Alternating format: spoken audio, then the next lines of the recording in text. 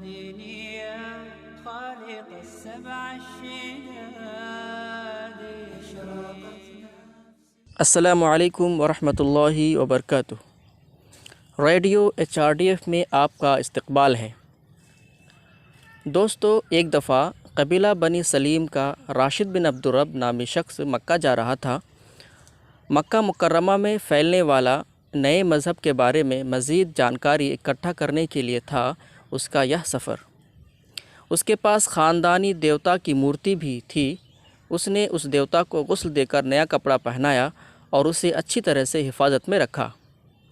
یہ مورتی ہی مجھے سفر میں مناسب سیکورٹی فراہم کرتی ہے، یہ تھا اس کا عقیدہ۔ دوران سفر جب اس کو پیشاب کرنے کی ضرورت محسوس ہوئی تو وہ دیوتا کو ایک صاف جگہ پر رکھ کر پیشاب کرنے لگا۔ واپس آ کر دیوتا کو پانی سے نہلایا ہوا پایا۔ آسمان سے بارش بھی نہیں ہوئی تو پھر دیوتا کے سر پر پانی کہاں سے آ گیا؟ یہ سوچ کر اس نے ادھر ادھر دیکھا کہ اس کی نظر قریب کھڑا ایک کتا پر پڑی۔ وہ سمجھ گیا کہ اسی کتے نے میرے دیوتا کے سر پر پیشاب کر دیا ہے۔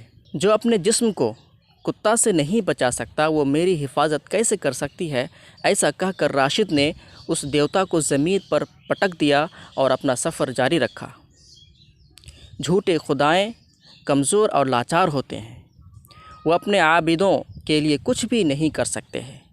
مزید یہ کہ ان دیوتاؤں کی حفاظت ان لوگوں کو کرنی پڑتی ہے جو ان کی پرستش کرتے ہیں۔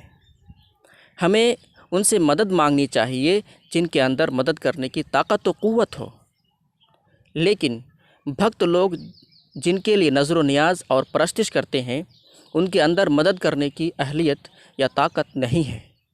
قرآن اس کو اسی طرح سمجھاتا ہے۔ يا أيها الناس ضرب مثل فاستمعوا له إن الذين تدعون من دون الله لن يخلقوا ذبابا ولو اجتمعوا له وَإِن يَسْلُبْهُمُ الذُّبَابُ شَيْئًا لَا يَسْتَنقِذُوهُ مِنْهُ ضَعُفَ الطَّالِبُ وَالْمَطْلُوبُ۔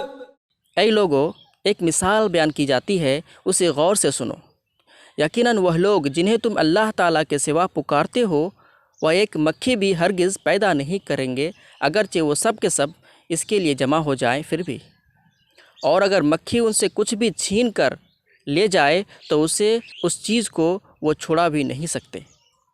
طالب اور مطلوب دونوں ہی کمزور ہے۔